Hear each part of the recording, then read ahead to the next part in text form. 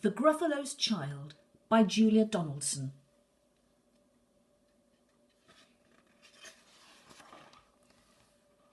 The Gruffalo said that no Gruffalo should ever set foot in the deep dark wood. Why not? Why not? Because if you do, the big bad mouse will be after you. I met him once, said the Gruffalo. I met him a long, long time ago. Oh, what did he look like? Tell us, Dad.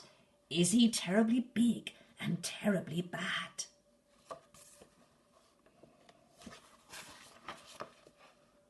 I can't quite remember, the Gruffalo said. Then he thought for a minute and scratched his head. The big bad mouse is terribly strong, and his scaly tail is terribly long. His eyes are like pools of terrible fire, and his terrible whiskers are tougher than wire. One snowy night, when the Gruffalo snored, the Gruffalo's child was feeling bored. The Gruffalo's child was feeling brave, so she tiptoed out of the Gruffalo's cave. The snow fell fast, and the wind blew wild. Into the wood went the Gruffalo's child. Ooh, a trail in the snow. Whose is this trail, and where does it go? The tail poked out of a log pile house. Could this be the tail of the big bad mouse?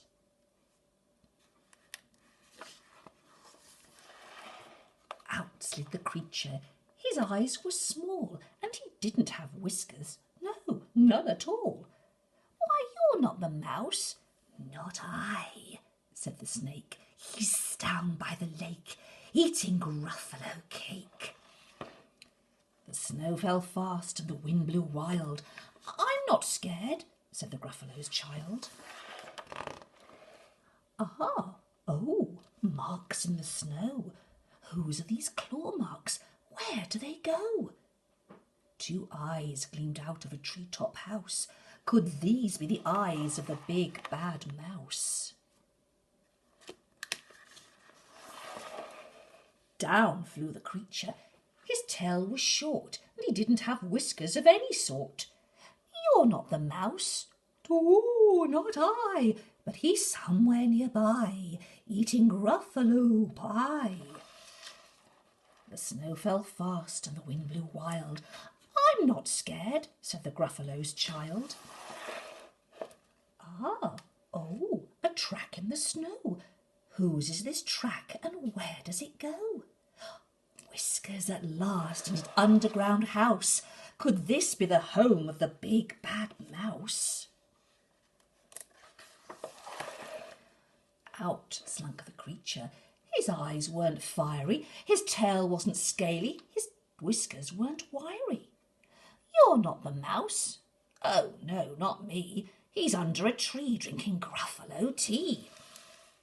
It's all a trick, said the Gruffalo's child, as she sat on a stump where the snow lay piled. I don't believe in the big bad mouse. Oh, but here comes a little one out of his house. Not big, not bad, but a mouse at least. You'll taste good as a midnight feast. Wait, said the mouse. Before you eat, there's a friend of mine that you ought to meet. If you'll let me hop onto a hazel twig, I'll beckon my friend so bad and big. The Gruffalo's child unclenched her fist. That big bad mouse, so he does exist. The mouse hopped onto the hazel tree. He beckoned, then said, just wait and see. Out came the moon. It was bright and round. A terrible shadow fell onto the ground. Who is this creature so big, bad and strong? His tail and his whiskers are terribly long. His ears are enormous, and over his shoulder he carries a nut as big as a boulder.